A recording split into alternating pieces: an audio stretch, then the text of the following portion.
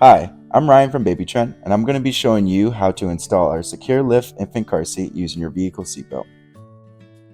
We'll start by placing the base flat on the vehicle seat and pushing it back until the base touches the seat back.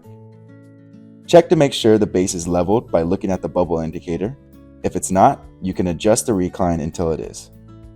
Now pull your vehicle's seatbelt and route through the belt path, across the base, and down to the other side. And now you can clip it into the buckle. Take out any slack and make sure that the belts aren't twisted. Then you want to pull the shoulder belt all the way out and let it back in slowly. If it's clicking, that means that the belt is locked, and that's important for a good installation.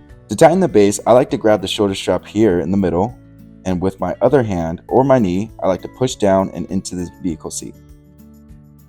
And now you can feed the excess strap back into the vehicle. To make sure that the seat is tight, move it side to side and front and back. If it moves less than an inch where the belt crosses the base, then you have a good installation. After you put the baby in the car seat, you want to make sure that the shoulder belts are at or below the baby's shoulders. Then you can secure the buckles. I like to secure the chest clip at this time. Now you can tighten the harness.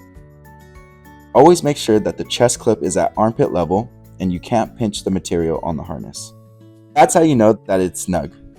Now you can click your carrier into the base. Lift up on the carrier to make sure that it's properly secured, and always double check your level indicator to make sure that it's still leveled. And now you're ready to go. Feel free to check out more of our how-to and installation videos provided with you in mind.